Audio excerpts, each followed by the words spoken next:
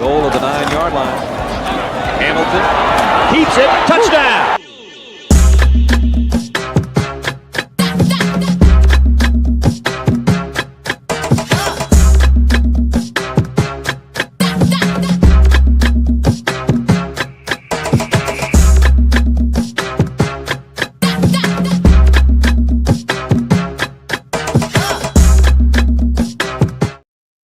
And we got to thank God every minute of every day. It's your boy, One Live Stew, Ryan Stewart. I'll be joined by the Hall of Famer himself here shortly. But before doing so, I wanted to give him the introduction that he deserves. Did y'all know that he was with the Bucks in 2000, all the way to 2002? Did you know he spent some time over in Germany playing some ball with Frankfurt in 2002 with the Galaxy? How about when he played some time with the Indianapolis Colts, the Orlando Predators? I believe Joe even won an Arena League championship. That's right. He's our South Carolina Hall of Famer, our Georgia Hall of Famer. He's the second runner-up to the Heisman in 1999.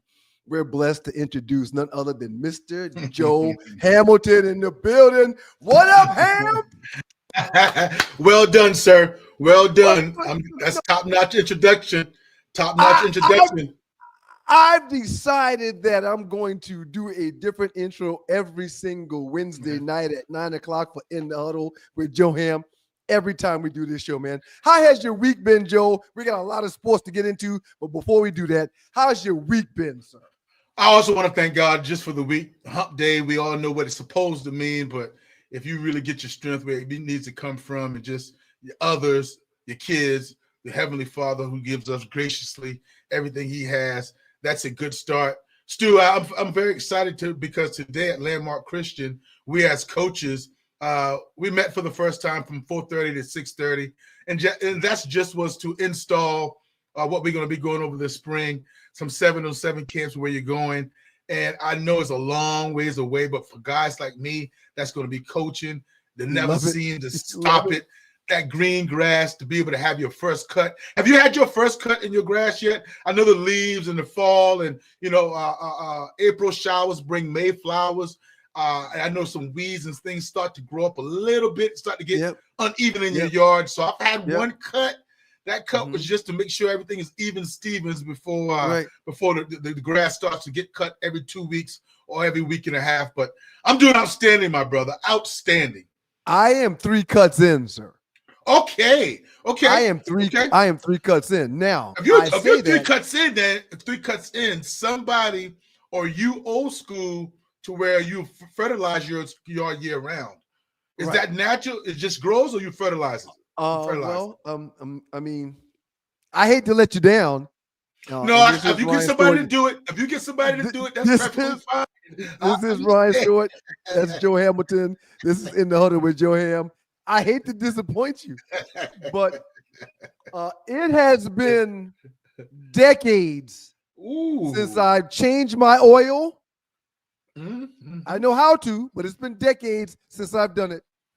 And it's been decades since I've cut my grass. And I am ashamed to say it, but it is. Well, I have a yard man that comes every week and a half, and if mom is coming, he'll allow me to call him and give him a 2 days notice, and he'll knock it out before mom gets here. Yes. I don't cut the yard. I don't trim the hedges. I don't edge it up. I have not been in that yard in a couple of decades. Oh, that's fine in a sense. You have 2 passes, 3 passes. If you need 5 passes, I'm going to give you that as well. The reason why you say I would be a little bit or might be a little disappointed is because how we grew up. Every Saturday, a week and a half or 2 weeks. And if it rained, you better get out there because it's going to take you 2 different cuts because all the leftover, if you don't have a bag underneath. And that's the whole thing I have going on as far as cutting grass. But I've been to your first house here in Georgia. I've been in your second house downtown in Buckhead. I have not been to your house in Columbus yet. But the Buckhead house is excusable because, I mean, that's a community, landscapers that's paid.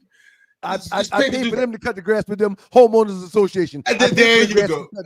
Right. Absolutely. And where you at now and what stage you are in your life now, Stu, being a soccer dad, meaning doing all kind of sports with your kids, I totally understand it. I totally understand it. Every February, and this is in the huddle with Johan. We'll get into some sports here in a few seconds. The end of February, right around Valentine's Day, the end of February, I start saying, man, I need to go ahead and buy me a weed eater. I need to go ahead and buy me a edge up. I need to go ahead and get me a riding lawnmower. I say it every year. And then I say, you know what?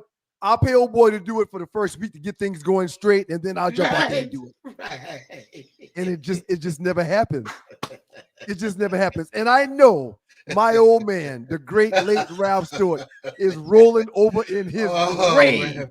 Every time I stroke this guy a check, I've done the math, and I could have already paid for a zero turn, a weed eater, and an edger outright. Yep. Paid for what I'm paying this guy to do. Yeah, and Stu, my whole thing, I would say for me is that all those years I did it growing up, I'm looking at, if I'm away, I don't want to put that burden on my wife. If I'm somewhere else working, yes. Coming home late, yes. Right. But what am I going to do? I say to myself, while somebody is cutting my grass. If I'm a busy guy and I understand it all, that is like car wash. I'll run through the car wash. I don't know the last time I did with the car wash, but I grew up washing cars as well. But for convenience, sometimes laziness, sometimes kind of a little bit of a, prima donna, bougie. Yeah, it's a different day and time. Yeah, and I understand. So I do not condemn at all. Let me ask you one more question before we get moving into the huddle with Johan. Does your son cut grass? Well, he knows how to. He knows how to. Now he's been out there. No. You're giving me an explanation, and I asked you a yes or no question. Does your son cut grass? Yes, Stu. And the reason why I tried to give you that eulogy, so to speak, or the eloquently, is that I don't really allow him. I don't put him out there like that. Cutting that grass is therapeutic to me. I'll ask the neighbors if they need their grass cut. You want that smoke. You want that smoke. It's almost like the grill to me. When I look back and I look over it, I see the edge, I see the hedges trimmed, the grass cut, the waves in the yard. That's therapeutic. I look forward to getting that done. So my son has been out there, but I don't see cutting my grass as drudgery. I see it as somewhat of a hobby. So it's not one of his chores. I leave that to the tub and the sink and the dishes. I talked with someone earlier today about how we're just doing things differently. I got a frat brother that's got a daughter that's like she's a pro tennis player, not on the major circuit. She's not playing Wimbledon and all those, but she's a pro tennis player. And whenever she's got a match, she'll put it in the group me for the bros to check out. She's had a couple of matches in Atlanta the past few days. I'm sorry, and he's been letting us know, so I've been watching. And you can tell when he says something. I can hear his voice distinctly. And you can see the frustration on her face and her demeanor while she's on the court because he's coaching her. So I texted him the other night and I said, okay, she lost today. I heard you cheering her on and I heard you supporting her. But it seems like whenever you coach her that she doesn't like that. After the match, you put in the group chat all the things that she did wrong and what she needs to do and how she could do blah, blah, blah. My question to you, bro, is do you watch film with her? And he goes, I would love to watch film with her, but I'm dad and I can't. And I said, well, what do you mean you can't? He goes, she's just really not receptive to accepting the coaching from me. She's the fourth out of four kids. All of them have played tennis. All of them are very well. He's coached the majority of them up. He has given Coco Gauff's dads, he has given her dad advice and coaching tips to work with her before she became who she is. So he knows what he's doing. Yes. But his daughter just will not accept it from him. And I told him, I said, bro, I'm not going to give you a hard time because 3 years ago, I stopped coaching my kids for the same reason. Yeah. I was too tough on them. They weren't responding to the coaching. I found myself coaching them and not allowing them to slack off or be a kid at practice because I wanted them to be the example of how to do things the right way for all the other kids. I can't dig into the other kid's butt, but I can dig into y'all's butt. Pause. But they just weren't accepting it, so I literally just bowed out. Yep. And ever since then, they're having more fun doing that, doing their sports. And I'm on the sideline. I'm still putting forth comments and still parental guidance is what it is. But it's not coaching. I say all that to ask you this question before we get into In the Huddle with Johan. You mentioned the school. You mentioned coaching. That's your son's team, correct? Yes. What are you coaching on the son's team, Joe? I'll be coaching quarterbacks and DBs. How does Skylar receive your coaching? Skylar doesn't have a problem with my coaching because he sees it as I'm not changing on him. And when I really need to get on Skylar, like all the things that you alluded to in your buddy, they are factual. But I don't coach Skylar hard directly in practice. I pick out a teammate of his. I'll pick out somebody that can accept coaching, that knows that I'm there for the passion and I'm there to get everybody else better. So I coach Skylar through his teammates. So if I have to yell at Skylar and get a point across for him, and I see him loafing, I'll say, hey, Javon, pick it up, man. You guys are loafing.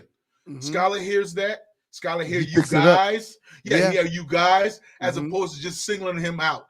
But I'm picking one of his buddies too. Or I might tell one of his buddies, hey, Finner, can you tell your homeboy to pick it up a little bit? He moping around. Can you do that? And then when we get home, to your buddy's advice, when we get home, there's no better time for me to say, put in a film. Let's go to the chalkboard, because that's just like reading a book, a night book. That's me and my voice not yelling. I'm not showing you out. I'm not trying to embarrass you. This is really daddy's son talking ball in a way that you got any questions, anything else you want to say? You want me to go over that? But I make sure I don't overdo it because he's my son. I don't take away from him and not coaching him up because he's my son. Because some parents do that too. Because he's my son, I don't coach him up. I don't want to make it look like I'm really coaching. But for me, I keep it the same way, and I yell to his teammates and make sure he hear every bit of it. In the Huddle with Joe Ham, I'm your boy Ryan Stewart. This is every Wednesday night at 9 o'clock. We appreciate y'all for being here. I see you in the chat room. Man, and we're going to do what we can to get to it. We're going to read some chat. We're going to start some chat. We're going to get back to some chat. I see my man Shedrick Moore in there. Shouts out to you, Shedrick, one of Berkeley High's finest. My man Luke. The Stags. Carrie Portis. Shout out to Melvin Eccles. Bay 11 Towing. Y'all can find him at 44770-6949 if you ever find yourself needing your car to be moved, but it won't move when you turn the key. Shit, my man Melvin will be there to take care of you. And we're going to get to those messages, y'all. Fly Tie, I see you in there. Who else in there? Jungle Brother, C. Daniels. What up, C. Daniels? What up, Jungle? We see y'all, man. Joe, remember the Skylar talk because we're going to get into Nico in a few minutes to talk about Nico at Tennessee. So remember the Skylar talk. Okay, buddy. Because not only is your son a quarterback that will probably be blessed with NIL opportunities in the near future, but you're your son's quarterback coach and you're that player's father. So I really am looking forward to talking about Nico. But before we get into Nico, this past weekend, I watched every swing of the Masters that was televised on Thursday, Friday, Saturday, and Sunday. Joe, of course, Rory won. It's his first Masters, his first green jacket. I believe it was his 16th or 17th time out there participating in the Masters. He got it done. I want your thoughts and your take on the Masters and on Rory's victory, and I'll share a little bit of mine with you as well. What you got on the Masters and Rory getting that green jacket, Joe? Yeah, Stu, I can't say that I watched every swing from the Masters from Thursday all the way to Sunday, but I watched the majority of them. And I can say that I watched the whole entire thing on Saturday, especially the final pairing. I was very pleased with the final pairing being major golf championship winners and Rory McIlroy and Bryson DeChambeau. That in itself lends me to, wow, this is going to be a Sunday that comes down to the 18th hole to win it all, to put on a green jacket. And then all of a sudden you see that Rory McIlroy is up 2 into the final round, starting off on the first tee, the first hole, and immediately he gives 2 back, double bogey. So you say to Rory, you say about Rory, oh, he's been here before. That's it. Roy is going to that foxhole. He's going to go into his tank and never come out again. And oh, by the way, Rory comes out of it and takes a 4-shot lead down the road, down the back 9. And then on the back 9, Rory has a 5-foot putt. And who thought that Roy was going to make that? I didn't. Now, I'm sure right now, and I'm telling you, he's God my witness, I wanted Rory to win, no doubt about it. I wanted him to get that monkey off of his back. Because, dude, nobody, I don't think anybody was on the fence about Rory McIlroy. Either you wanted him to get the Grand Slam, winning all 4 majors for a career, becoming, I think, only the 4th person to possibly do that ever in history, or you were saying that you didn't want him, you wanted him to choke again. So you weren't in between. Whatever happens. You either wanted him to win it or you wanted him to choke again. And Stu, he tried to choke it away again. He tried hard. He tried with all he had. So the ups and downs of him winning that green jacket, for him being on the 18th hole with a wedge shot and hits it into the river, him coming back and having the same type of distance on the playoff hole and winning and knocking it stiff to have a small birdie putt to win it. Shout out to Rory McIlroy. That's what I'm going to get out for that entertaining final round that they gave us, and that resiliency to have his thought process, because we know you play golf, I play golf, we love golf. It's not your opponent. It's in your head. And you can imagine, he even said, and that cry he let out at the end, that cry was of elation. I finally did it. I worked hard. This is the proof of the pudding. I mean, it was just all coming to where it was on my back. I was thinking about it, and I overcame it. And I will say this, too. I think it's better for Rory McIlroy to win that way, to run away with it on a Sunday afternoon. To actually exercise those demons, especially the Masters, where I think he went into the final round in 2012, maybe with a 3 or 4 shot lead. And now to have it go down this way, tight, where your palms get a little sweaty, you start getting a little nervous and to come through. Shout out to him. And I would say, or dare I say, this might be a historic year for Rory McIlroy to get that Masters chip off his back. Clutch performance by Rory, despite challenges early, as Joe mentioned. He closed it out with birdies on 15 and 17. It's mind-blowing to me. He gets his green jacket, one of 6 players to have the career Grand Slam. He gets his green jacket. But he had 2 double bogeys in each round. There's guys that win that Masters like Scheffler who don't have a bogey on the card. And Rory wins it with, I believe, 8 double bogeys. Oh, while he's got 8 double bogeys and 2 double bogeys on the Sunday round, the guy that he has the playoff with, I don't know if you realize this, Joe, Justin Rose, he had 10 birdies Sunday. So when they get down to 18 and Rory's got to have he's got to finish this golf tournament to push this thing to a playoff, or to win it, he needs a bird. When they get down to 18 and I realize, wait a minute, Rory's had 8 double bogeys this weekend, and Rose just shot 10 birdies on Sunday. There's no way he's going to win. Yep. There's no way he's going to win. And when it came down to the last putt that he won with in overtime, or in the bonus hole, he had a 2-footer. I called every friend I knew except for you and said, This SOB is going to miss this 2-footer. That's what I'm telling you. That is what I'm telling you. That's exactly what I'm telling you. That's the thought I knew process. he was going to miss that 2-footer, Joe. I would have put any amount of money that I had in my pocket on it on the sports book. I knew he was going to miss it because that's really who he is. Well, yes, and now we have to say that's who he was, right? Because those demons are gone. You can erase those demons. And what I'm saying about that, Stu, because I'm going to bring up to you how amazing it is for Rory to come back after he missed that 5-footer on 18. He is known to do that. And I'm not talking about going back to the Masters when he had the lead and he blew it, I think, on Amen Coin on number 12. He did it last year against Bryson DeChambeau in the U.S. Open. He blew a 2-shot lead the final round last year. So Rory had he was a young prodigy, a phenom, and then he grew to be a guy that will he win another major? He's always having the blow-up rounds. Either it's on Thursday or Friday. He shoots himself out of contention. With a gap wedge in his hand, and he's 100 yards out, he puts it in the water. He puts it in the water. That's supposed to be a club you've got total control over and a shot that you can make with your eyes closed. If you're a pro playing in the Masters, he puts it in the water. And that goes to show you, and that's why I'm giving him his flowers right now. And I'm just forgetting everything or every mishap he's had before. Because, Stu, on the first playoff hole, he had the same exact club from the same exact distance.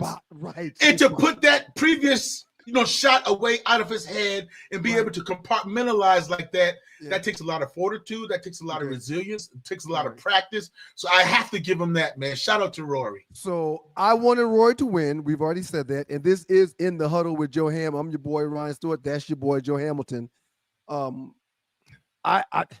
We talked about it. I said I wanted him to win. You said you wanted him to win. You said you think that this may have put him someplace else when it comes to him being a choke artist from time to time. But Joe, as happy as I am that he won, and as bad as golf needed him to win, because he and Bryson DeChambeau in the final pairing, Bryson's the LIV tour player, Roy's the PGA tour player. You know Roy's had some choice words about LIV tour players. Bryson said that during that final round on Sunday, Rory didn't speak to him one time. Right. Rory didn't say one word to him one time, and I'm reading that his life coach told him prior to the round in the final round that he should not pay attention, look at, watch, or speak to DeChambeau the entire day. Yeah. And he didn't. I'm fine with that. I'm happy about that. But let me say this. If Scottie Scheffler is on, if Koepka is on, if Dustin Johnson is on, if Bryson DeChambeau is on in Augusta this weekend, Rory loses that match. Because Rory did what he typically does in big tournaments. He choked over and over and over and over Friday, Saturday, Thursday, Friday, Saturday, and Sunday.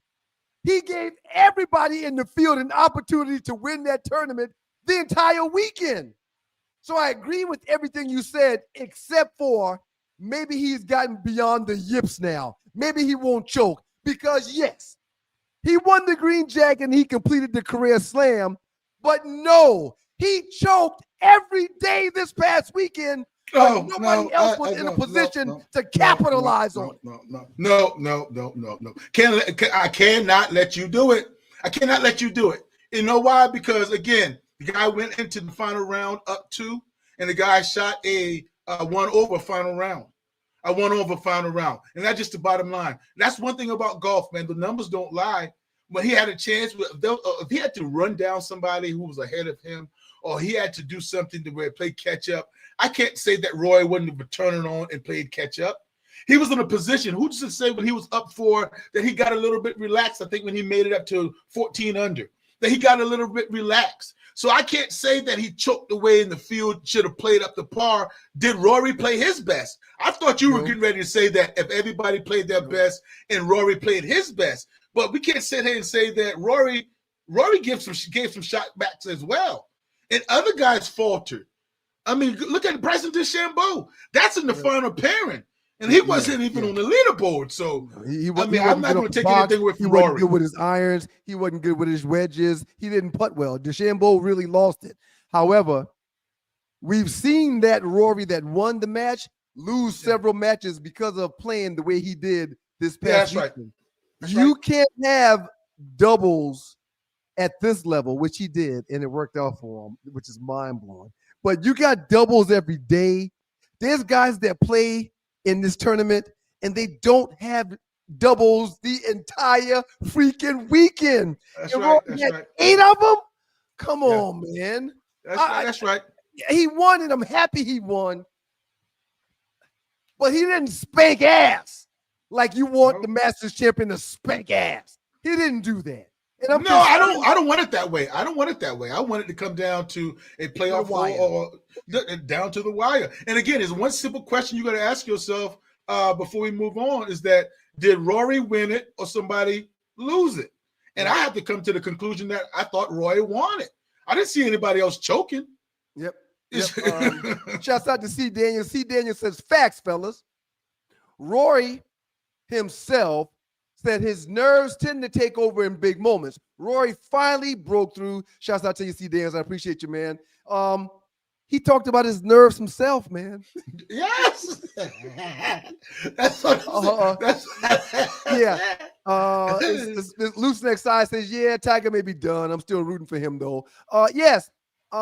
I still watched every swing, but did not enjoy it half as much as I enjoy it when Tiger's walking around in Augusta. I went to Augusta 4 or 5 years ago, and me and my boy Angelo followed Tiger Woods the entire round on Friday. It was one of the best days of my life, watching Tiger swing the club the entire day. It was one of the best days of my life. I actually got a picture with Tiger taking a shot, and I'm on the camera view, on the TV view. Yep. I'm looking down the fairway.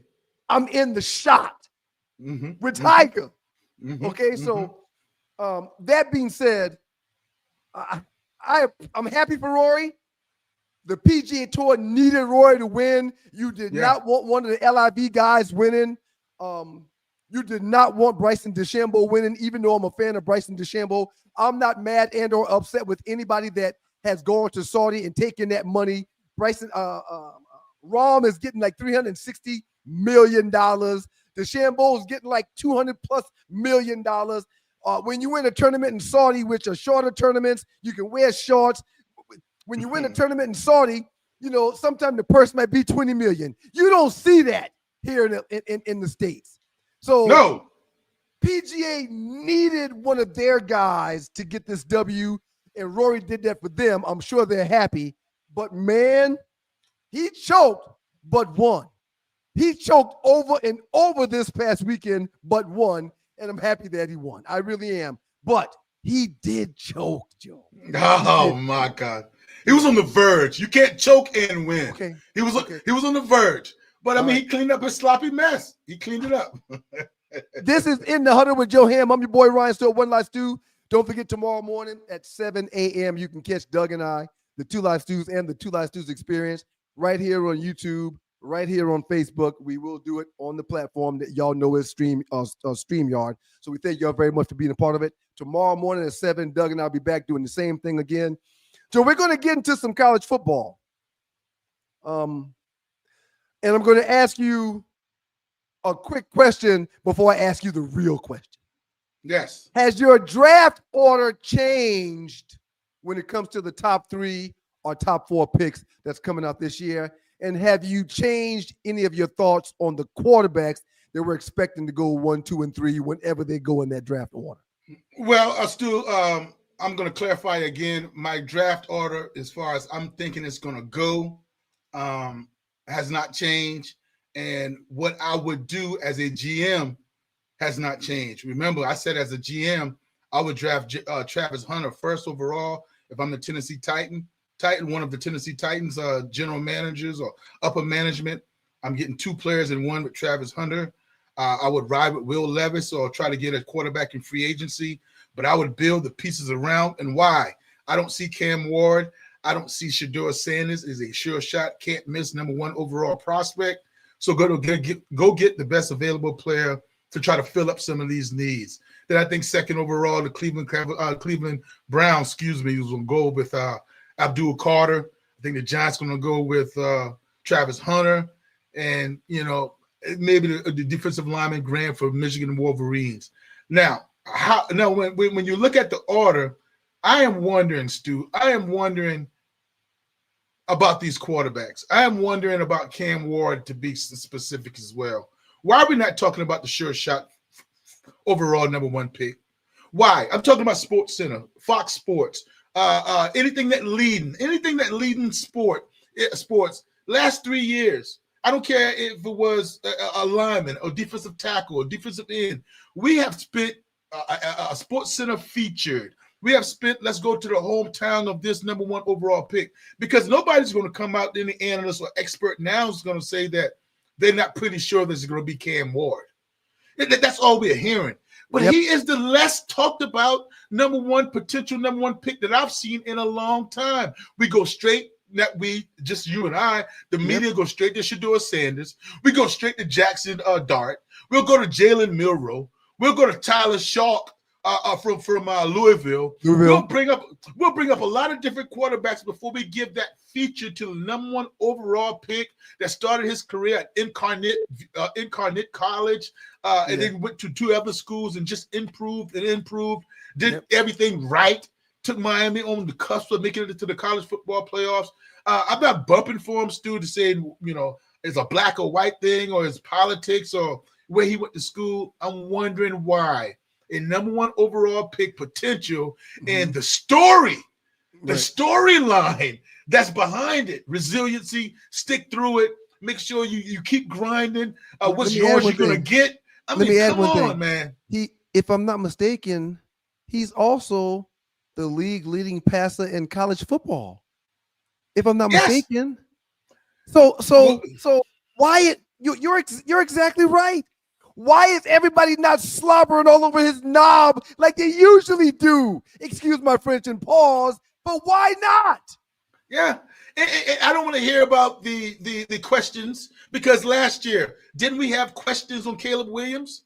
Okay, the year before, didn't we have questions about Bryce Young? Him being too short. Can he see over the line of scrimmage? Is his arm going to work? What kind of system he's going to fit in? Caleb Williams last year talking about he helter-skelter, off platforms throws. He tries to run around like a chicken with his head cut off in the pocket. That's not going to work in the NFL. We critique all these quarterbacks as potentially going number 1, but we show them their love. We show them, or we give them flowers about their college career and their high school journey. I just don't feel that Cam Ward is getting that same love. Now, is that because the Tennessee Titans hold the number 1 overall pick? No, because they gave Bryce Young that kind of credit when Carolina Panthers had it. Somebody say that Bryce Young was the Heisman Trophy winner, and that's right. Along with that comes a lot of notoriety.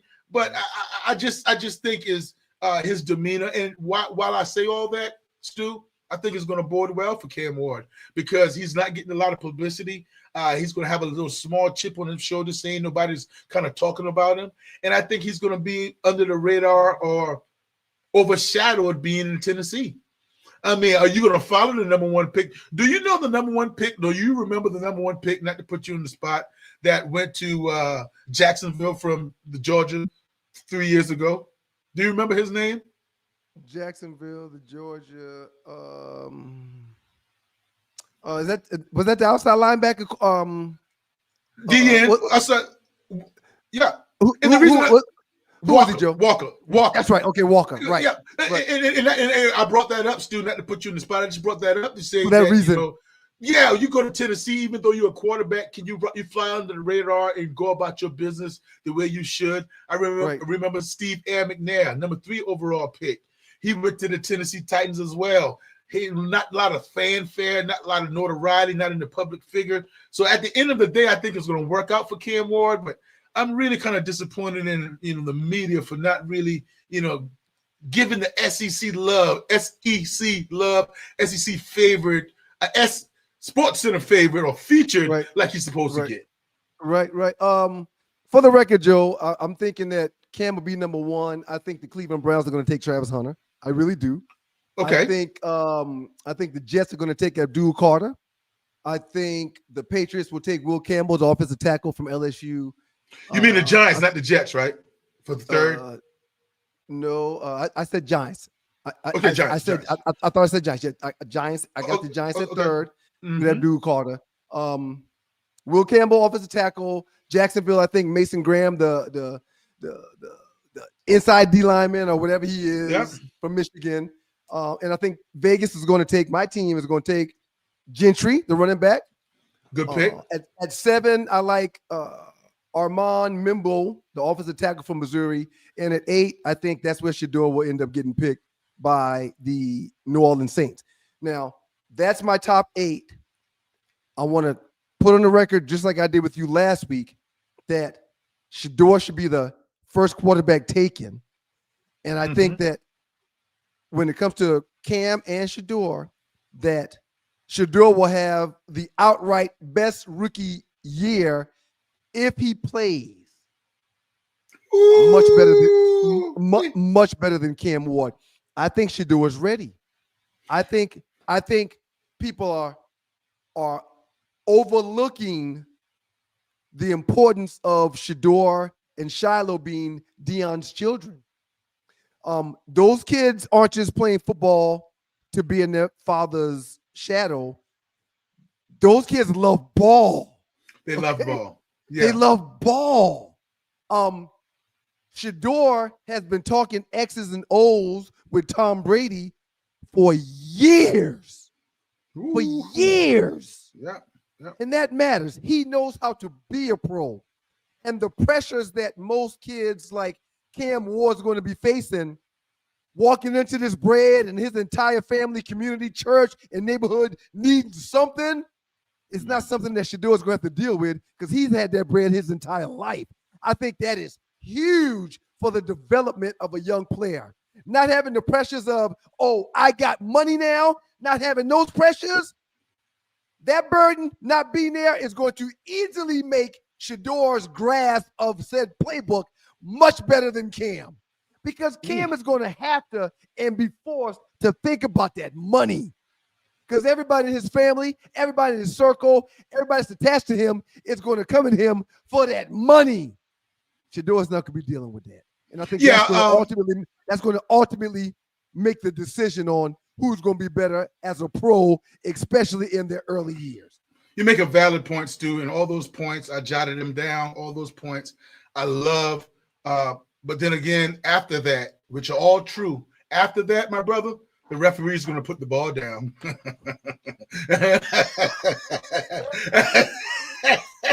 And blow that whistle. And he's going to blow that whistle. And when all said and done, and all those things are a factor, no doubt about it. But that's why I'm talking about the Sports Center featured on Cam Ward. We don't know how he was raised.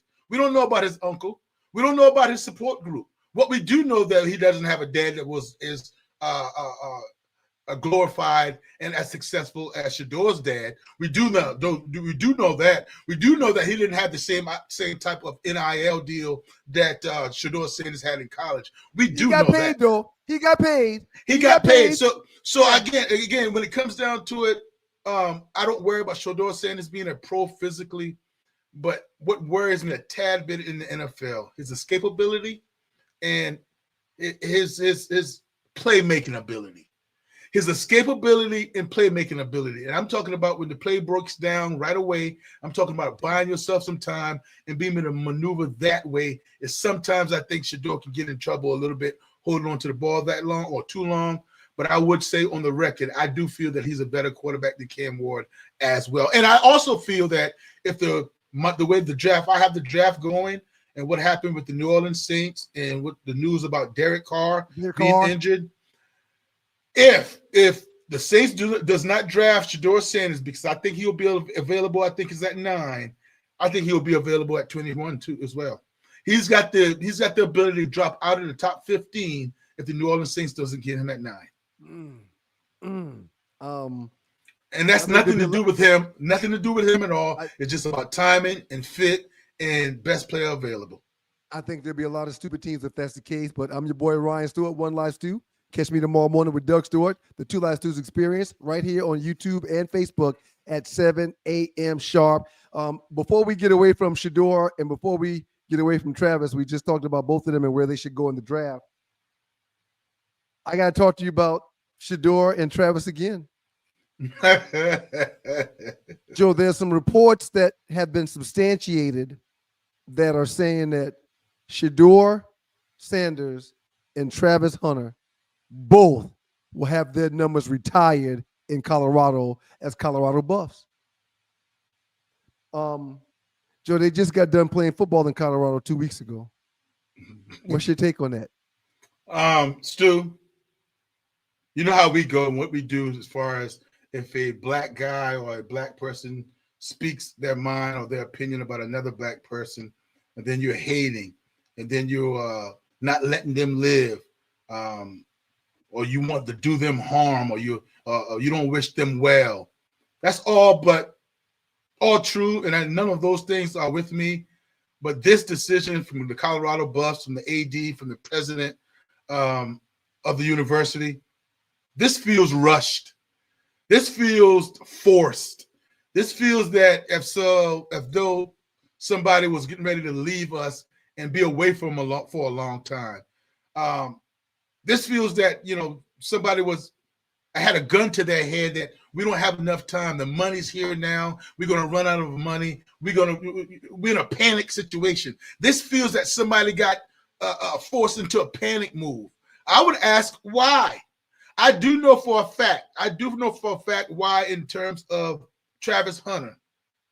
I think because this is not your first overall Heisman Trophy winner. That was Rashawn Salaam. Now, if you've seen a two-way player, he's that. But Travis Hunter won the Heisman. In 2 weeks removed, you're going to retire his jersey. And, okay, now we go to Shador Sanders. Is it all about returning your jersey, what you did financially? Financially, what you brought to the school? Because here I am to say to this, Shador Sanders and the Colorado Buffs are not conference champions. They didn't take this program to new heights that they've never seen before. Matter of fact, in the 2 years they've been there, their record is 13-12. So when you look at the whole situation, his jersey, number 2, more so Shador Sanders, and I do know that he holds the record for touchdown passes for Colorado. He holds the record for completion percentage for Colorado. And mind you, I'm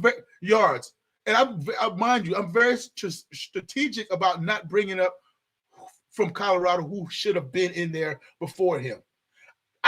No. Shador, top-notch Colorado. This is the Colorado Ring of Honor or the Colorado retired jerseys, kind of coalition. So that's what they feel. But this feels rushed.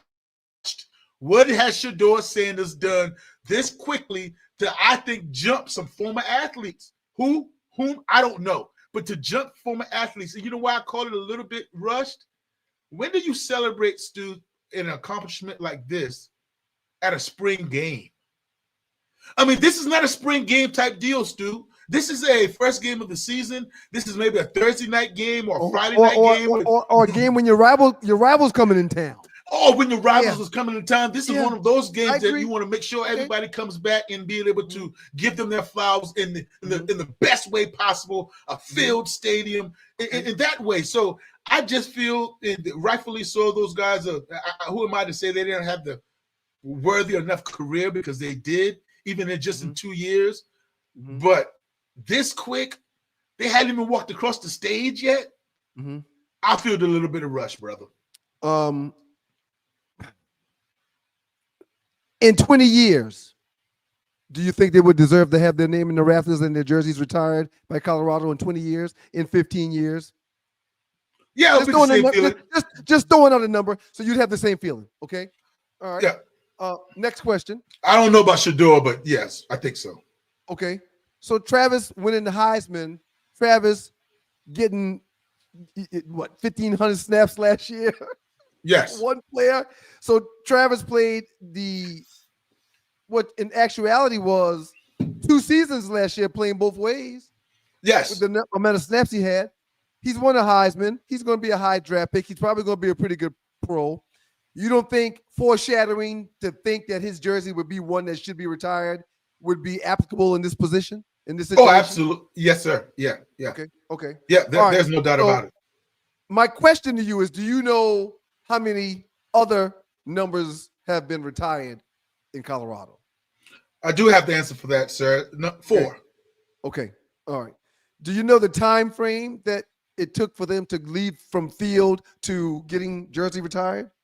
Not all 3 or 4 of them, but I do know the shortest tenure was Rashawn Salam, 13 years. Okay. You mean the longest tenure?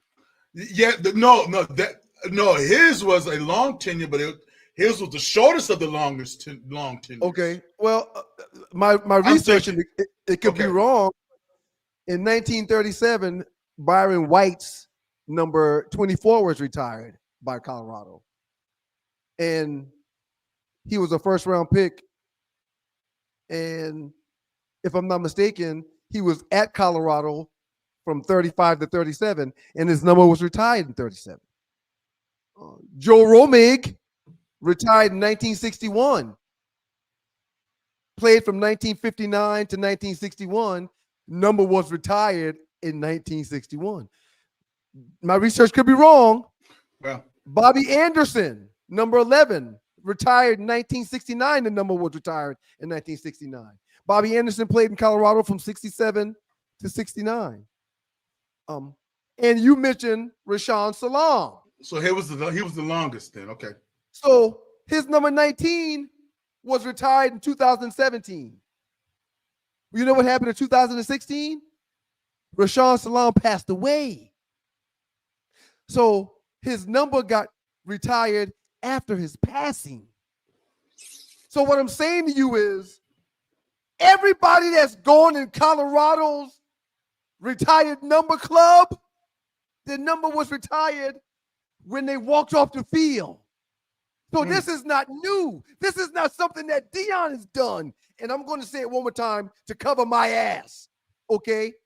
My research could be wrong because I got it so fast and I'm reading it like, this can't be true. Nope. But if it is, all of the predecessors prior to Hunter and Sanders that has their number retired got it retired the same year they got done playing ball in Colorado. Because of that, I got no problem with it at all. Because Shedeur Sanders and Travis Hunter and Deion Sanders changed the economic value of Colorado on the football field and at the school as a whole. Enrollment is up 20%, sir.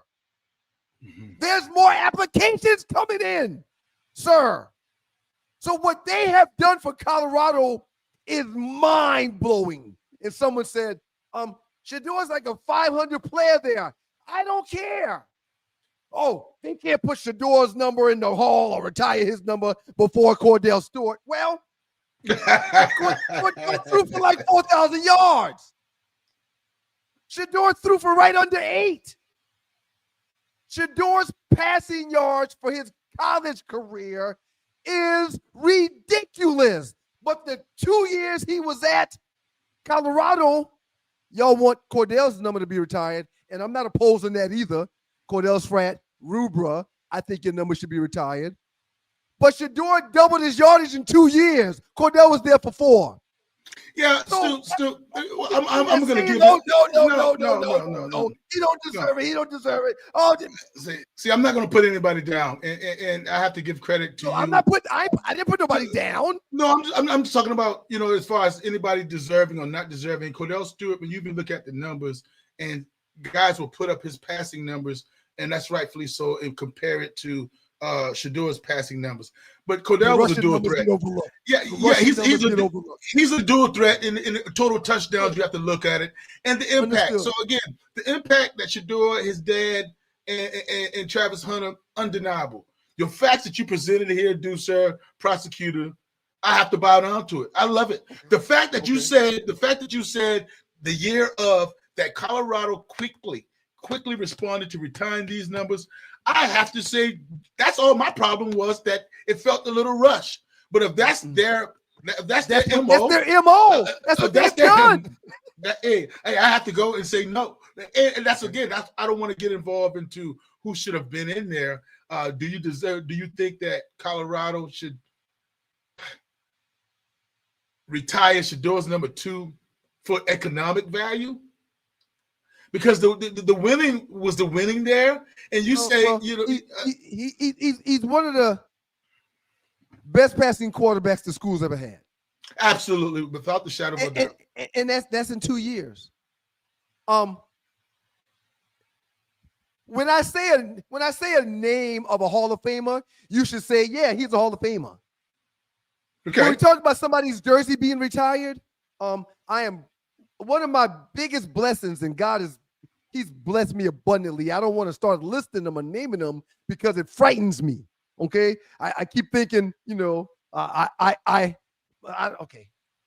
But my high school retired my jersey, and it's the only jersey that's been retired at the school. In Moncks Corner or surrounding areas, if you say Ryan Stewart, they're like, "Oh yeah, that's the dude that." Oh yeah, okay, sir. If you say Shedeur Sanders, not just in Colorado, everybody knows who that is and what he's done because he was so good at what he did at that position.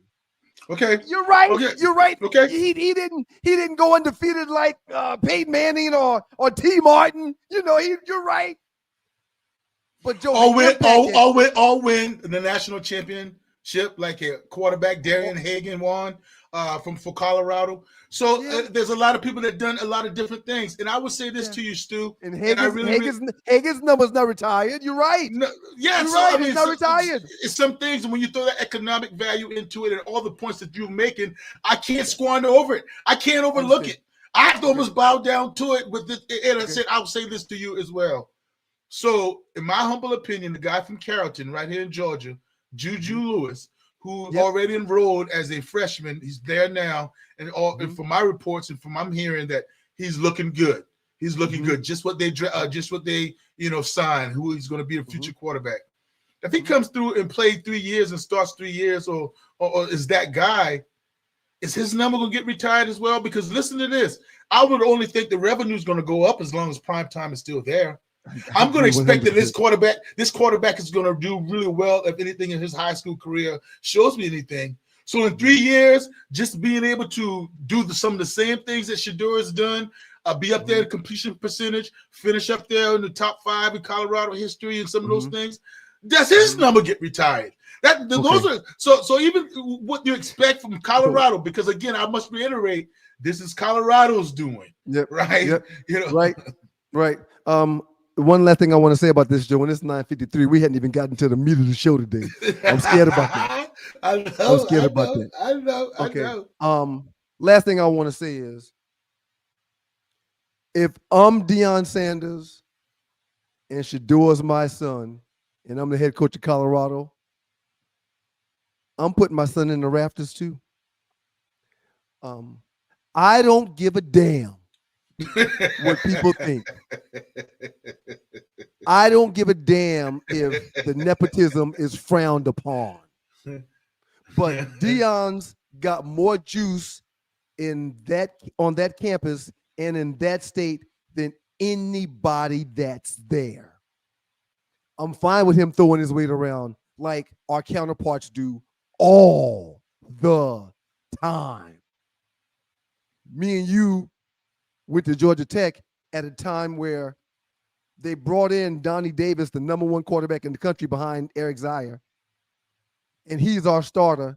But our coach's good friend's son transfers in from JUCO, and Donnie's on the bench. And his the replacement, the son that I'm referring to, was nowhere, can't wear Donnie's jockstrap. Nope.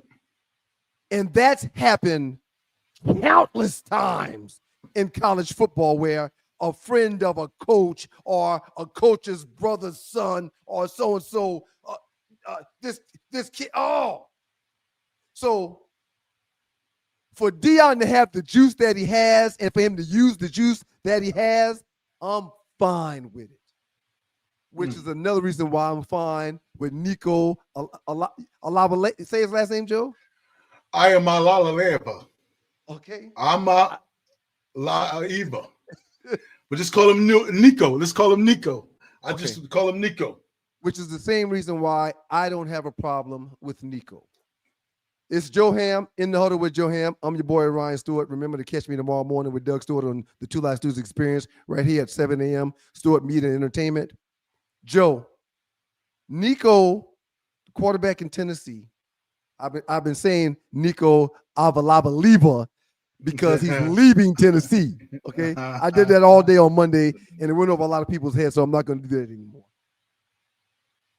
We got our first holdout in college football. I could break the story down for you. And I know everybody's already heard the story and everybody's already broke the story down. But because we're short on time, I'm not going to break it down. I've got it written all right here. From missing practice to dad saying this. I wanted to lay it all out. Joe, please give me your take and your thoughts on Nico being right or wrong, or Nico within the right, or with shouldn't be, should be. Give us your thought of the state of college football and where we are with our first holdout in college football. This reeks. It really reeks. Nico and his advisory team, his representatives, they were not well advised. They did not do their research the way they needed to do their research. This is Bush League ball coming from a premier type of position. You just don't do that at all as a quarterback in the SEC. You don't go all the way up until the last practice of spring ball, the day before the spring game, to where fans are going to come. You just don't do it. When you signed the contract, you thought what you were worth was there, and now you want to back out and jump out. Hey, I get it that that's within the rules. I get it that what's wrong with you thinking that you needed to be paid more. But hey, buddy, how selfish is that? You're looking out for yourself, and again, you're due $8 million in 4 years. $8 million in 4 years, and just the timing of it. You left yourself high and dry. When I say yourself high and dry, now you're going to go somewhere else. Rumors are that you're interested in UCLA, but you missed out in the spring ball. So now you're going to have to find a new locker room, get some camaraderie with those guys in the summer, and learn a new offense in the fall. There's very seldom people that can do that and hit the ground running. You left Tennessee, not that you care about Tennessee anymore, but Tennessee already through their spring practice, already have their quarterback depth chart ready to rumble, and here you are up and leaving down to the last minute. What happened? And the reason why I say it's Bush League, what happened between Thursday's practice and Friday that you couldn't finish the drill? When I say finish the drill, meaning go up to that meeting that day, go ahead and be the practice and walk through, or have bad body language on Saturday at the spring game. Why all of a sudden you missing practice and leaving this just as disgruntled as you left? Because I'm from the ilk, Stu, that there's a way you go about doing everything. I've seen some people go in the transfer portal and it didn't work out. They thought the grass was greener on the other side, and then came back and told the coach that they were currently at, hey, coach, my bad. This is the best spot for me. Can I come back? And the coach said, yeah, come on back. It's all good. You test the waters and you found that this is a better program with your best fit. Come on back. But the way he's done this, the way he goes about it, how are you going to have any leverage with any other team when you've gone for the money grab? How are you going to fit into another locker room with another quarterback room and another offensive room, and you're trying to say I'm worth $4 million? You're putting yourself with your back against the wall. And oh, by the way, because you did it so late in the spring or in the winter transfer portal, you can't even go into the SEC. So you're cutting a lot of big boys out, but you're saying you can't go to the SEC. I just thought it was an ill-advised move, ill-timed move, and I think it's a guy right now that's being a little bit greedy. Yeah, you want all you can. My wife and I were talking today, Stu, and we said that any college student athlete with a scholarship that's a second stringer that only plays 1 year, maybe 2 years, you should leave out of college with hundreds and thousands of dollars. Nico, because you don't have any bills, you don't have anything to pay for. Nico with $8 million already paid, already signed up, he could have walked away with millions. We're not even doing anything from Tennessee. But here he is now in the transfer portal and got guys bidding for his services. And I highly doubt that he's going to get anywhere close to the $4 million. I thought it was a bad look on him, and I thought it was very, very selfish. In the Huddle with Joe Ham. I'm your boy, One Live Stu, Ryan Stewart. A couple of questions for you, Joe. You and I do things differently, see things differently. I'm not sure how many $5,000 nights you may have had in your life. I'm not sure you and your wife's spending habits. I'm not sure if there's ever a day where you're riding down the road and you think to yourself, man, that weekend I blew X amount of money, blah, blah, blah. I wish I wouldn't have done that. I'm not sure if you ever look back over your life where you are now and say, I sure could use that money. Do you ever have that time happen in your life? Absolutely. Yes, sir. Okay. Yeah. Okay. Yeah. Okay. All right. Too much. Okay. You just see it differently now because you're older and you value $1 more now, right? Okay. Yes. My first question to you, Joe, and we're going to go over our hour, but it's our show. We get to do what the hell we want to do, okay? Tell the FCC That's to right. come and holler at me. That's right. My first question to you, Joe, is did Nico do anything wrong or break any rules? No, sir. Okay. All right. Okay.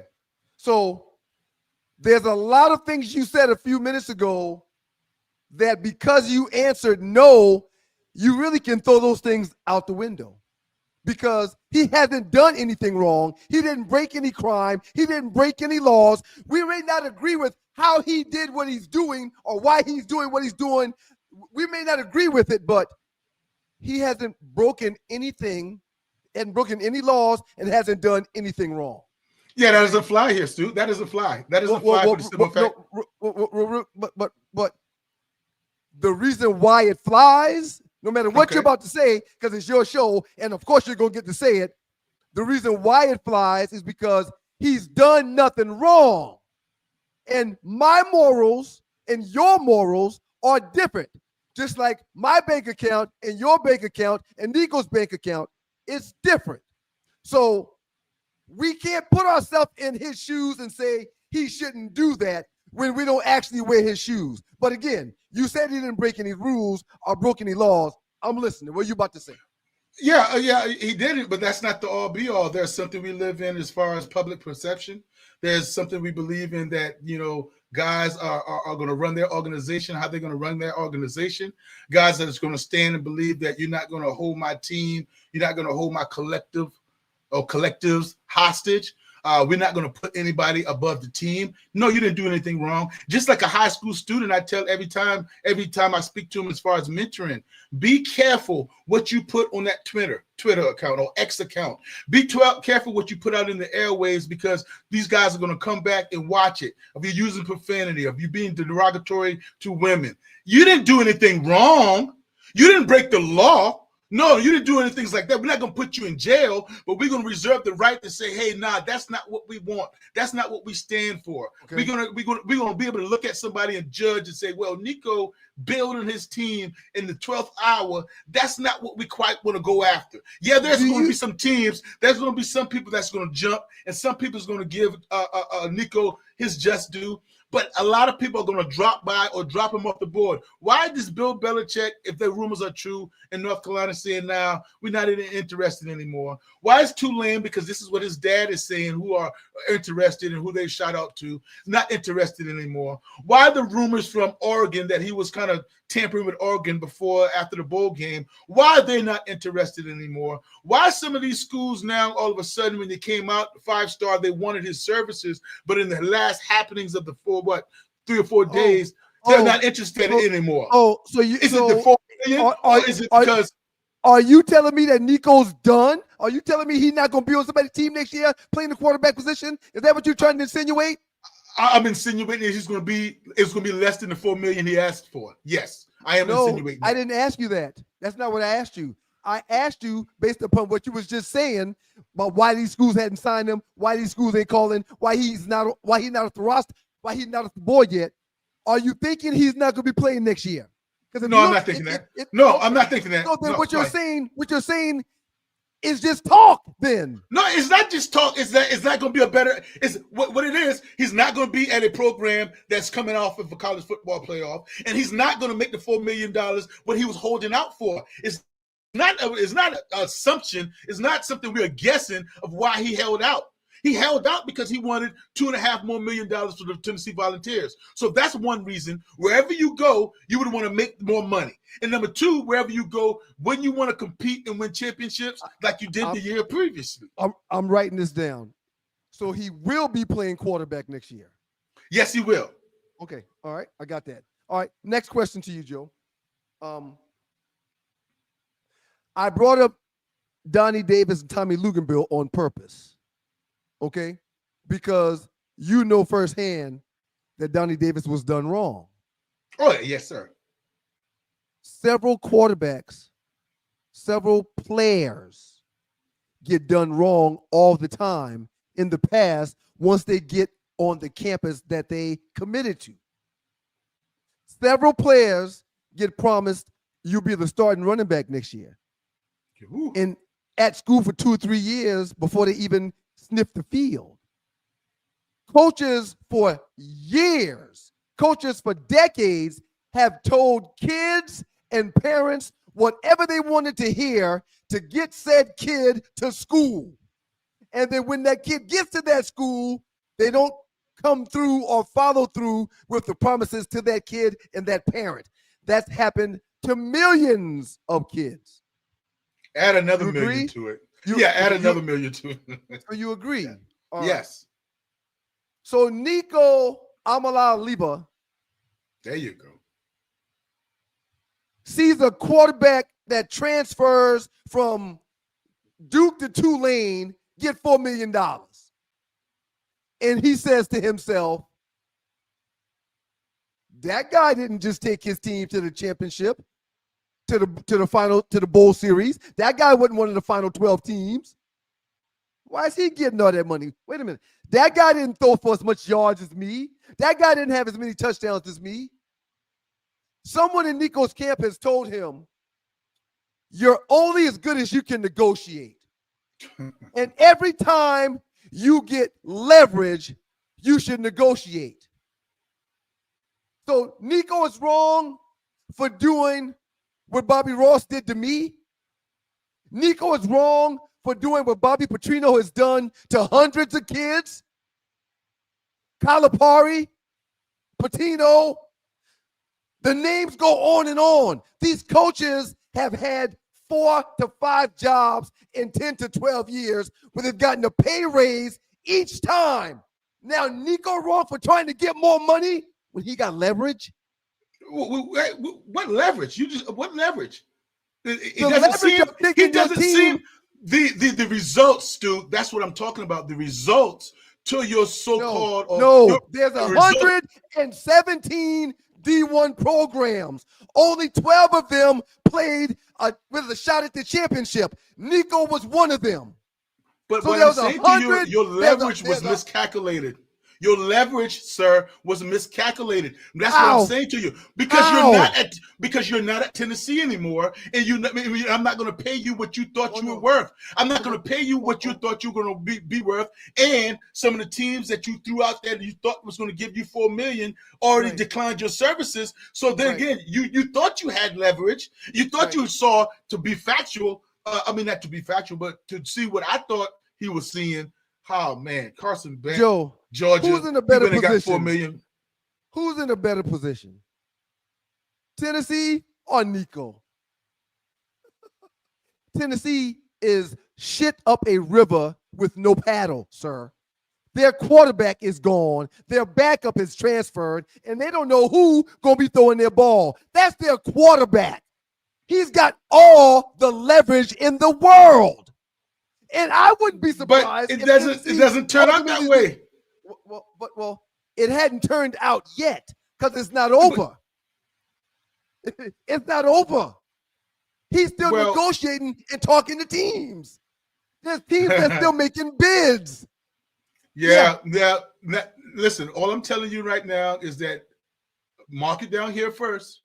that is not going to be for double what he was having, $2.5 million from $4 million, and he's not going to go to a contending team. The front runner right now finished under 500. Right. So where does he win? If he does not get the $4 million, okay, I'm just asking you now. If he does not get the $4 million, and he happens to settle for, say, UCLA, which is a Big Ten program, and they have money, but if he doesn't get the $4 million, what leverage would you say he have used? What did he get that he wanted?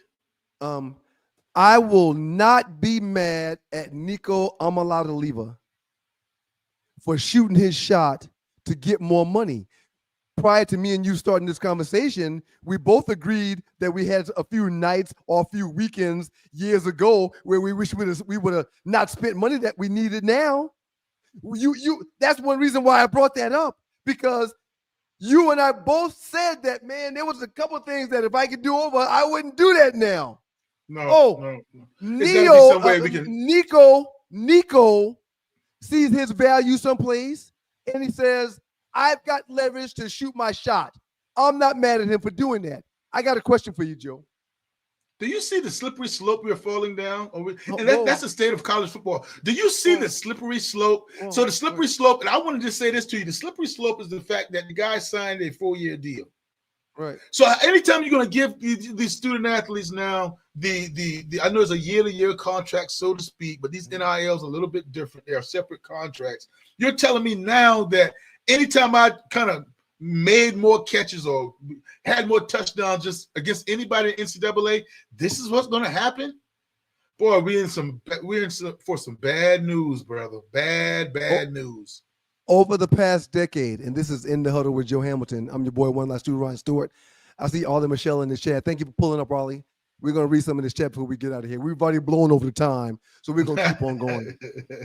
Over the past decade, the college football coaching landscape has experienced significant turnover. Yes. Many coaches leaving their positions for higher paying opportunities. While exact numbers are challenging to pinpoint, data indicates that from 2019 to 2023, there were 114 head coaching changes in Football Bowl Subdivision, FBS, averaging approximately 22 changes per year for the last decade. Now you want to hold Nico to a higher standard. I'm not holding Nico.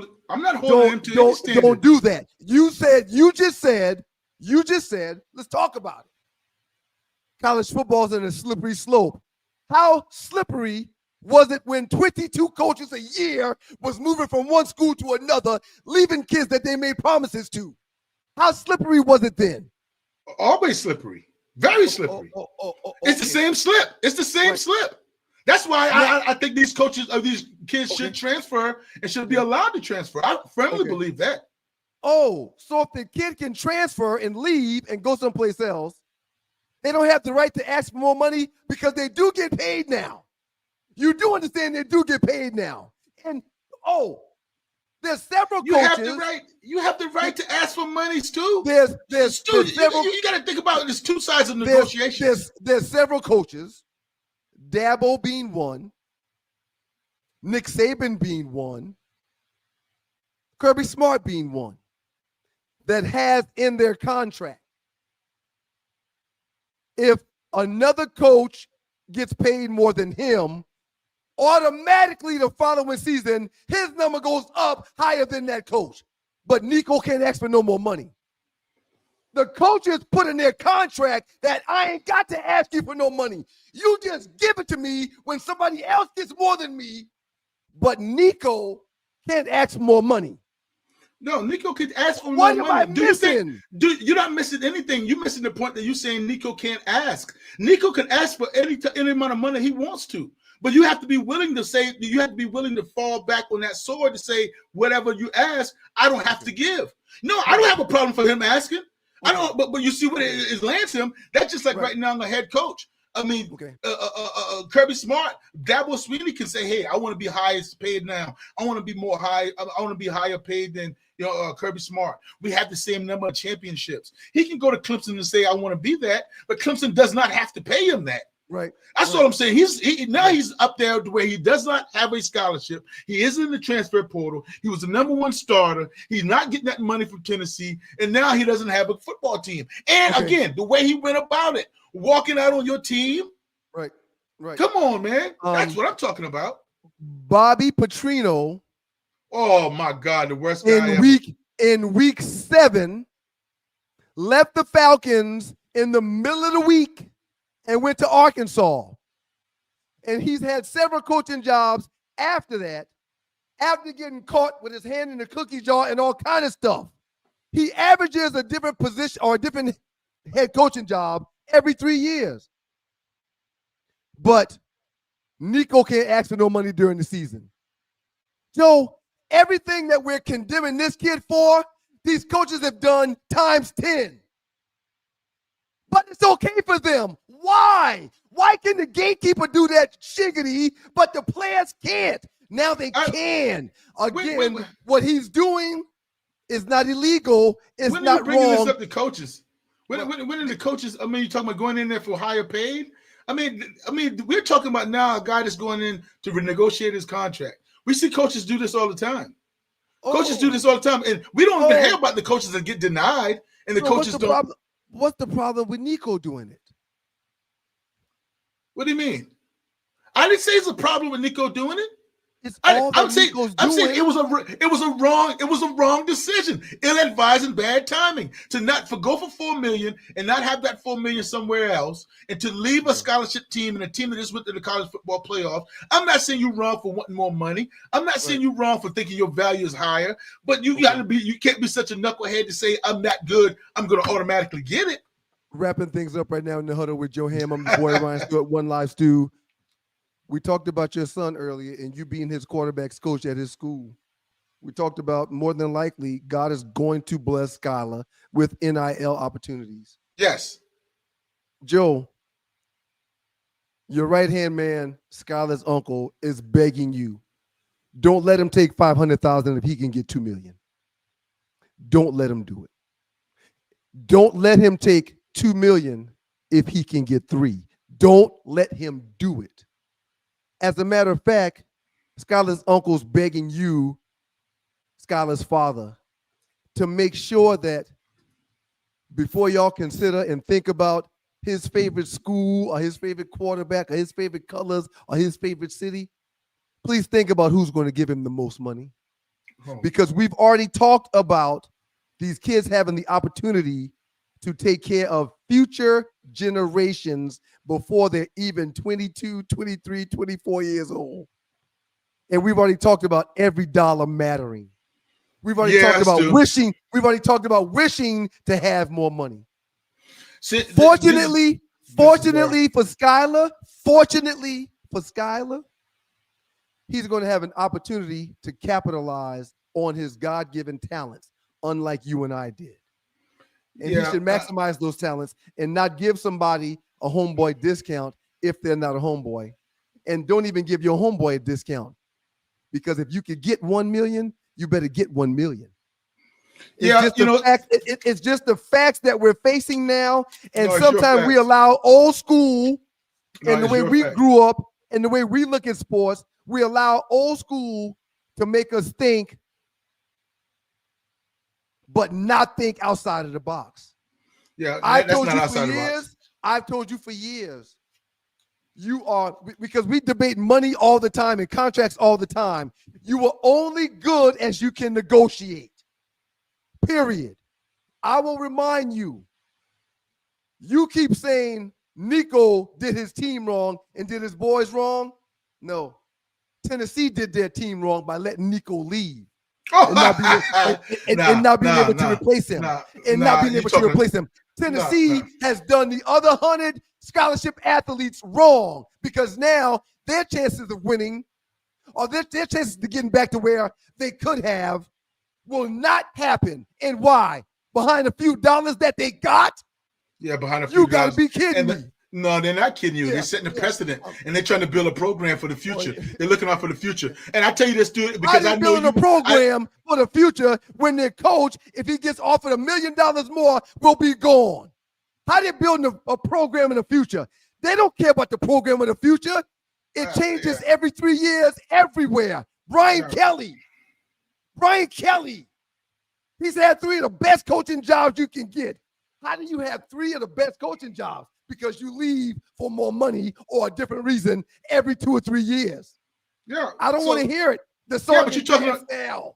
I don't want to hear it. It ain't no song and dance. You don't want to hear it because you're not hearing to what I'm saying. And again, I know you well, so I'm not going to take your stance out of context. And you said, please put money first. Money will never go first in a college decision. Now, I'm not going to put money and try to win this argument or try to say I'm going to put money 5th, 6th, or 7th. But there is no way when he's trying to go through a college and thinking about college, and you say the first thing he think about, make sure is money. That's not going to be the first thing. That's not going to be near the first thing because there again, he's going to have that extra $500,000 and be miserable. Doesn't even like having any place to spend it. And then he don't like the teammates. He doesn't like the area. Doesn't like the major that they have.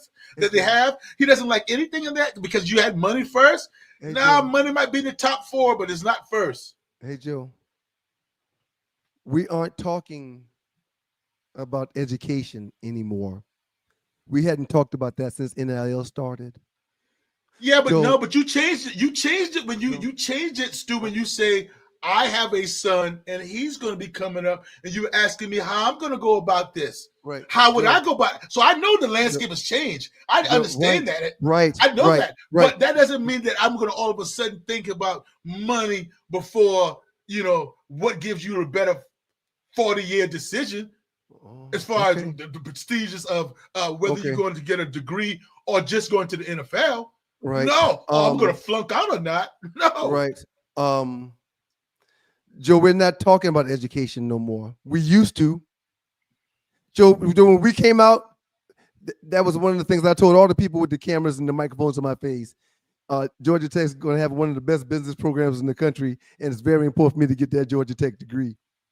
Oh, yeah, the engineering program is top 5 in the country as well. It's a very good school. When I get out, whether I play ball or not, that degree is going to definitely help me be able to make some good money. Oh, Georgia Tech's graduates are typically the highest paid graduates that come out every year. Our graduates tend to make over 6 figures right out of college. That's better than every other college. Oh, but Joe, we're not talking about education no more. We're not talking about those things I just mentioned anymore. We're talking about everybody in Texas driving a Lamborghini.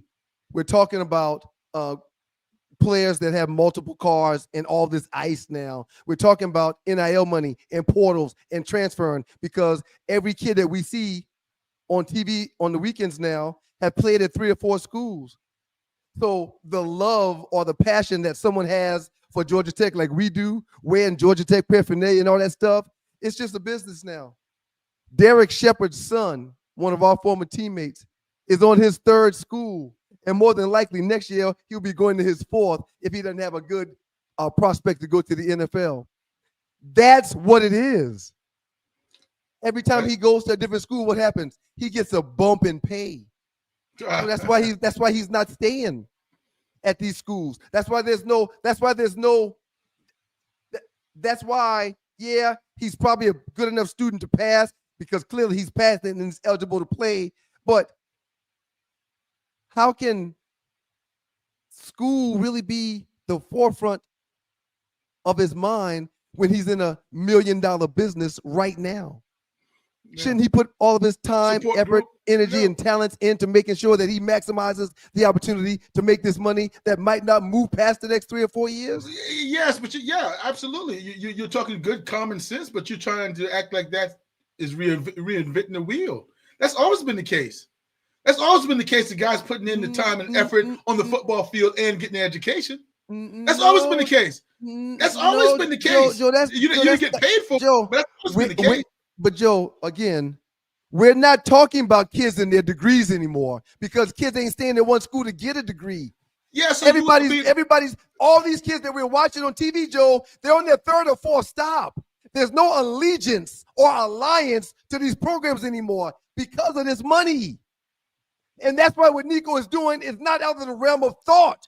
That's why what Nico is doing will not be the last person to do it. And that's why I'm not mad or upset with Nico because he's doing what he sees as maximizing on his opportunity and his earning potential, which is what people do in business. It's what the sharks talk about on Shark Tank every week. I will get on my soapbox and I will scream from the mountaintop and say that I'm totally wrong about my assessment and what you did, Nico. If it turns out to him, one, is making that $4 million. Mm-hmm. Because again, what he did is not wrong. He didn't commit a crime. He did not commit a crime at all. And coaches do it all the time. I get you, and I'm with that. Number one, he doesn't get $4 million. And number two, if he ends up going to a non-Power 5 team. Because as right now, we only have one team that hadn't backed out. And they're still not even in negotiation. That's UCLA. He's from Southern California. He might have been on their recruiting list. Maybe he wanted and directed and had some backdoor talk with those guys. I don't know. But I will stand on my soapbox and say, shut up, Joe Hamilton. This guy went in there and said, I needed more money. I'm underpaid. And by God, University X gave it to him. I say shout out to him. But if it turns out that he is in a non-Power 5, making less than or making the same amount of money or less than the $2 million that Tennessee was paying, I would say this guy tried to use his leverage and it backfired on him. That's all I would say. All right. That happens in business every week. Oh, well, that happens in business every day. People miss on negotiations. People overshoot their shot. People underbid themselves. It happens in business, and that's all this is.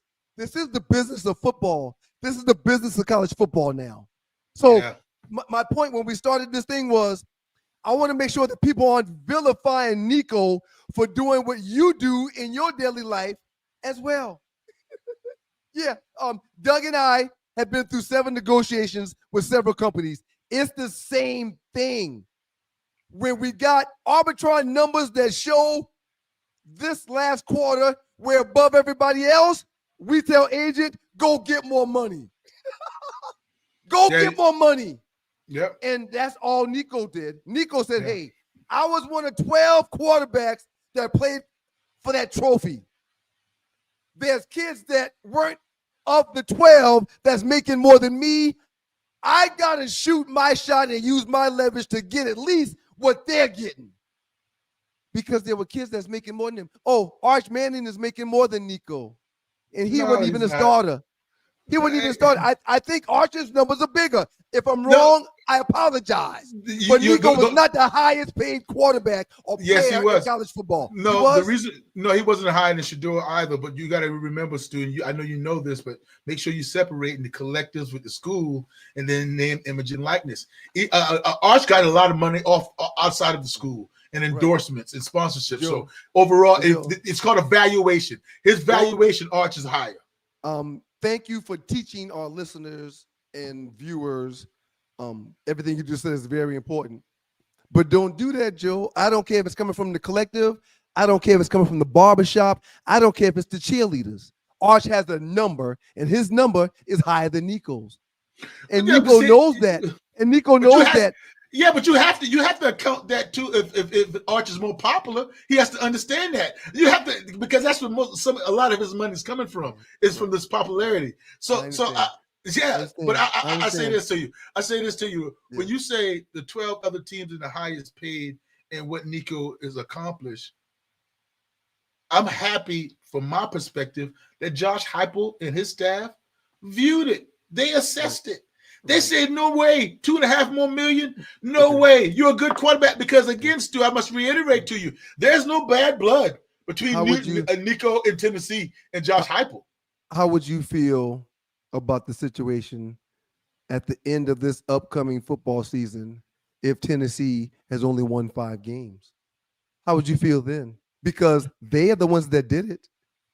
Yeah, you could have kept your quarterback, but now you don't have one because why? Because you didn't trust his value. You didn't think he would walk out on you. You didn't think he wanted more money. When again, so you keep saying if Nico ends up in guns, you're saying if Nico doesn't end up in a Power 5, if Nico's not making more than $4 million, if Nico doesn't end up playing in more bowl games, that he would have lost. Well, How big of a loss is it going to be for Tennessee, their fans, their coaching staff, for Heupel, for the players? How big of a disappointment is it going to be for them if they don't have a quarterback that can help them get more than 4 or 5 wins? A big time loss. Matter of fact, coming off of a year like they had this year, Joe. Big time loss, but you have to compliment them. You have to give them a shout out for having a very disciplined budget. They're not going over their budget. They're not handing. They're not going to want. They did not feel that Nico was worth $4.4 million. Okay, that's it. Okay. And you got to shout out for them not budging. Okay. All right. We'll see when he does sign. We'll bring it back to the table. Negotiate when you have leverage. And get the most that you can get. Doug and I argue that all the time and debate that all the time. And that's something that I will agree with what you've said. You know, to me, it doesn't always come down to the most money in my life.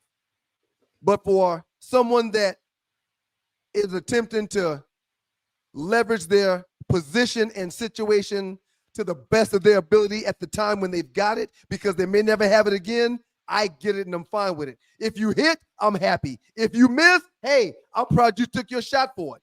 Good for you. Good for you. Yeah. But you don't want to make a decision now and then in 10 years from now say, man, damn, I probably could have got another $4 million.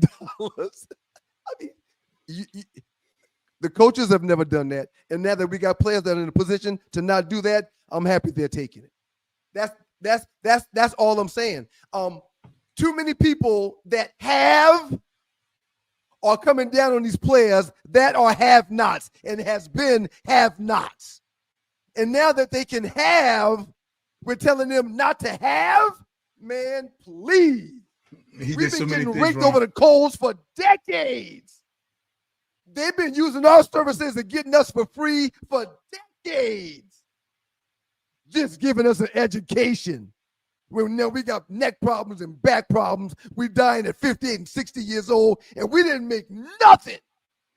And now they're making something, and we want to tell them not to get all they can. I'm not going to do that. I'm not going to forget what it was 25 years ago when I came out. Yeah. Well, I guess you forgot about what. I'm not going to act like I didn't get $100 handshakes. Yeah. And they were important to me and my family. I'm not going to act like that. I'm not going to act like it either. I'm not going to act like you. I just didn't give you $2.2 million last year either. So I'm not going to act like that either. I'm not going to act like you sitting here and act like you broke. I'm not going to act like that either. Yes, you handicapped my team. Yes, I'm looking for a quarterback. Yes, I don't think we're going to make it back to the college football playoffs because we had put all our chips in that Nico basket. Yes, and yes. But however, that's a bad look for a quarterback, bad timing. And you walked out and you did it the wrong way, in my opinion. And you're going to go to another team or less team that's not going to help you in a field draft, stock it all either. So overall, I tell you, I will swallow my pride, get on the soapbox and say I was wrong. If Nico is able to make $4 million, and if Nico goes to a contender like he wants to do. But if he makes less than $4 million, his leverage kind of, like you say, it happens every day, kind of backfired on him. I'm your boy, One Life Stu. He is Joe Hamilton. It's time for us to huddle up with Joe Ham. In the huddle with Joe Ham, it's time to huddle up. We're going to talk about wins, losses, lessons beyond the field. All right, Joe, get us in the huddle, man. What you got for us today? Yeah, huddle up, guys. I got it real quick. Today, I was just thinking about what happened with the weekend with Rory McIlroy and the resilience he showed. And how did he get there?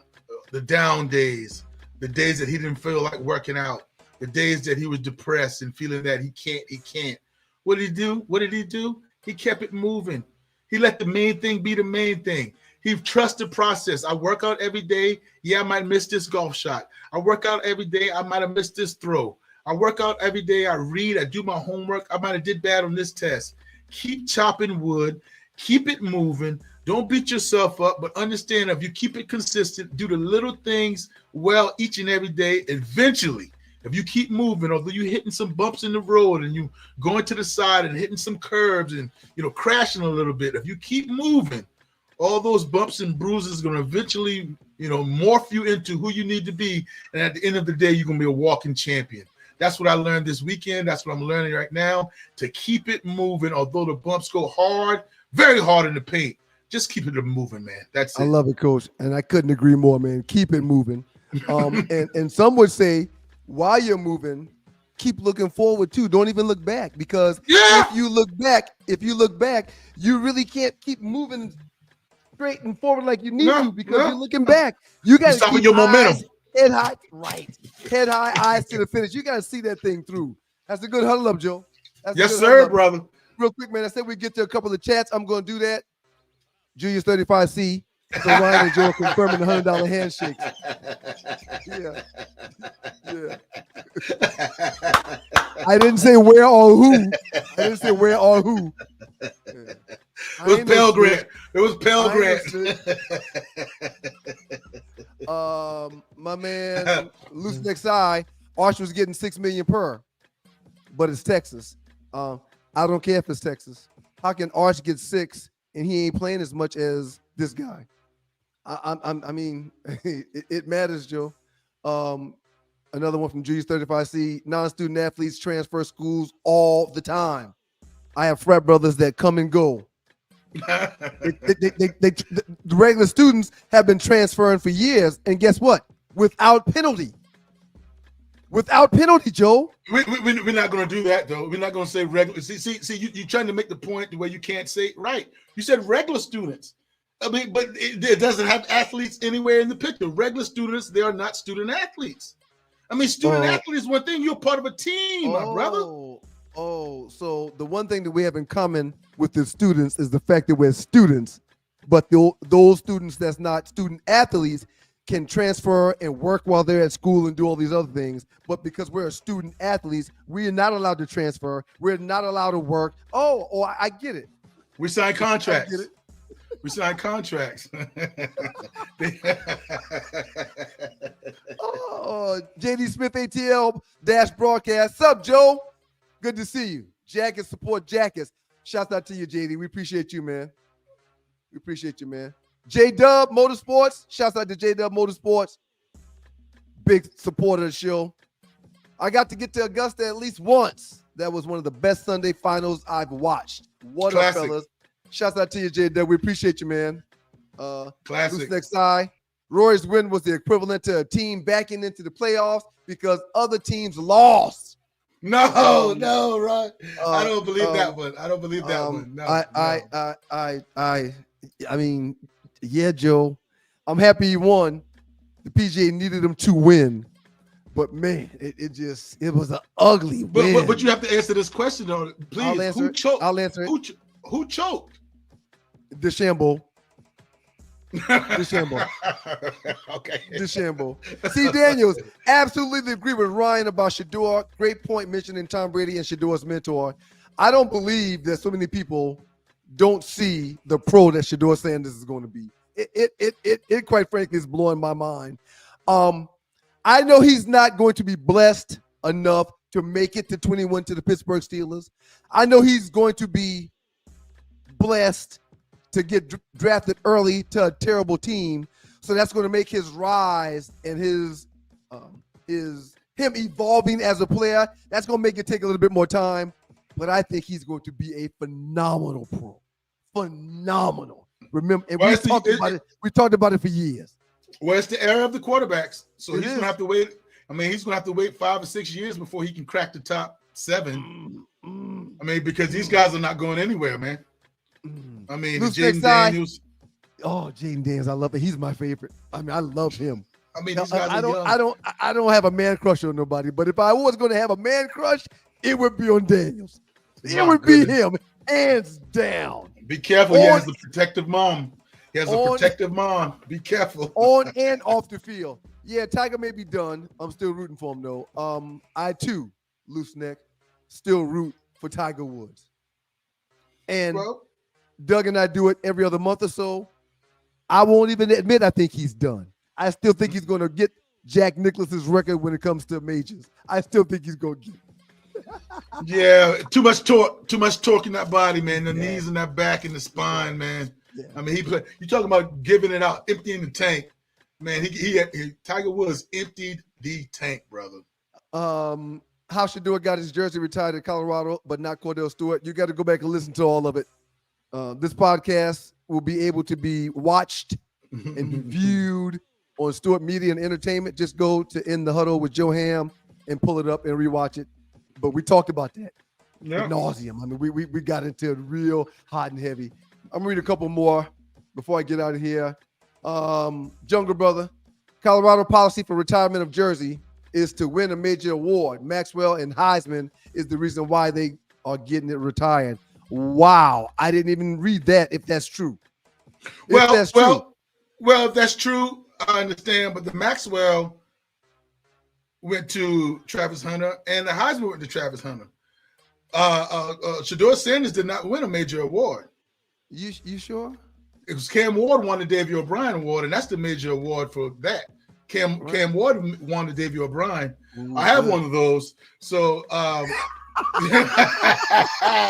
so again, I don't want to poo-poo on that because that's Colorado's standard or their requirements.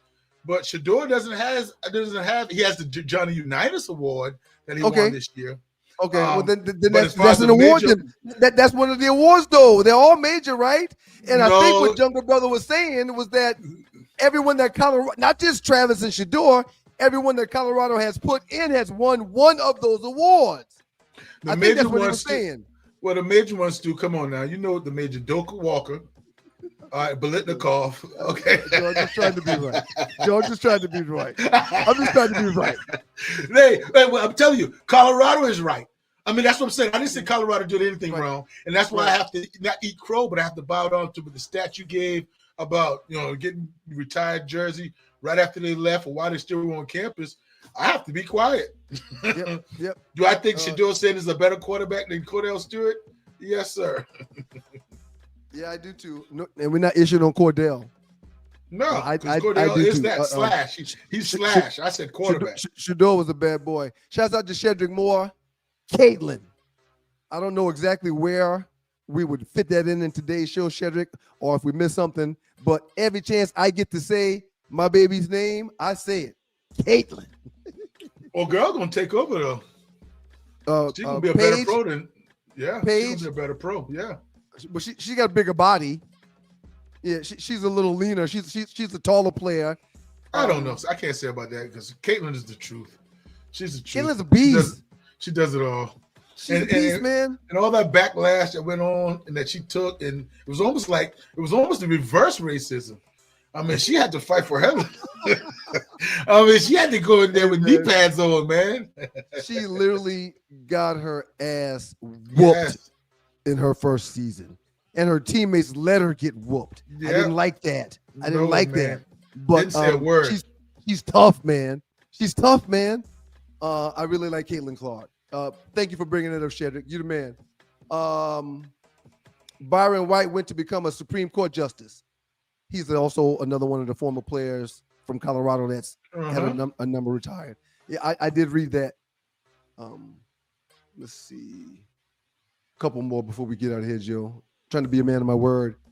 Preach Ryan regarding retired jerseys in Colorado. Yeah, that's just what they do.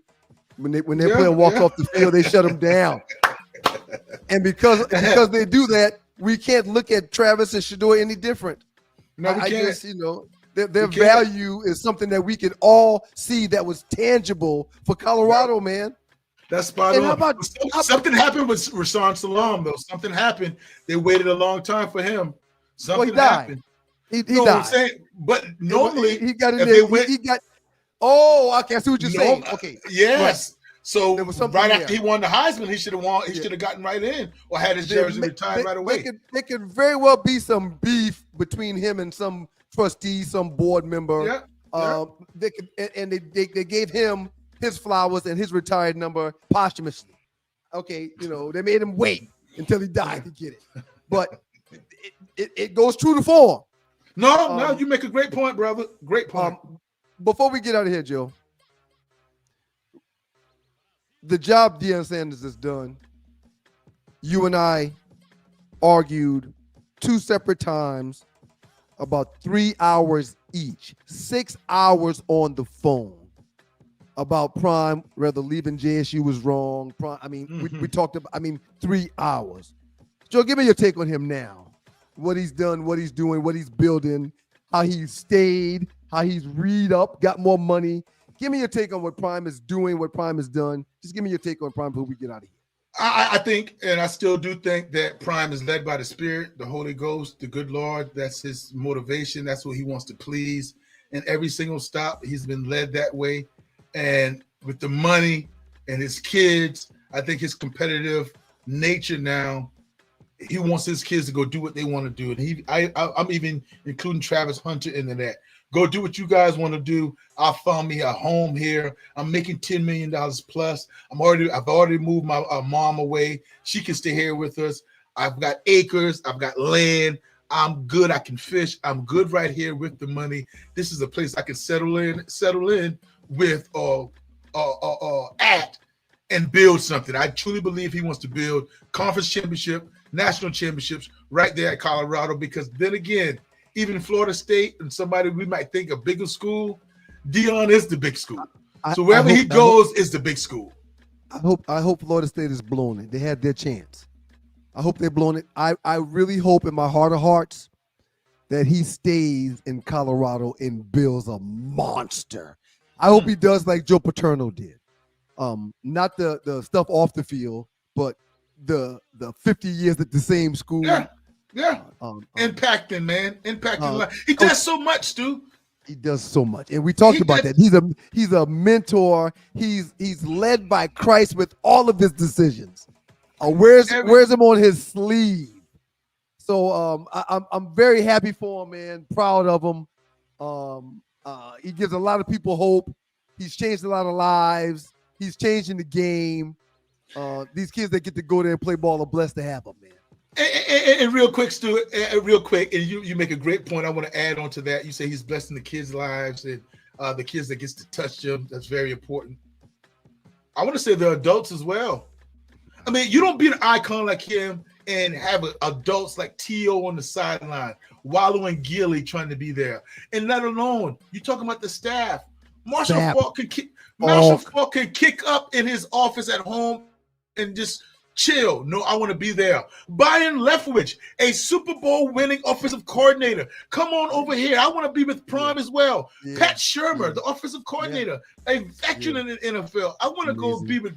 I want to help make an impact with Prime time. It's more than the kids, brother. Yeah, Prime is special. It is, man. Everybody in the chat room, man, thank y'all. Shedrick Moore. Great point, Joe. Every Wednesday, Shed, we right here doing this, man. No, I appreciate you, man. I appreciate you, man. I agree with the decision. Everybody in the chat room, y'all get an A+. Thank y'all very much. Joe, you get an A+. Outstanding job, man. Y'all make sure you get up in the morning and spend some time with your boys, Doug and Ryan Stewart. Two Last Dudes Experience right here on Stewart Media and Entertainment. YouTube, Facebook, we'll be there, man. Doing what we do. 7 o'clock sharp. If you miss it at 7, you can play it back at your convenience, in your car, at your crib, at your job, during your workout, wherever. Stewart Media and Entertainment. We'll be back next week. I'll be back in the morning. Peace and blessings. Good job, Joel. No doubt, buddy. Be good. My man. I love it. I love it.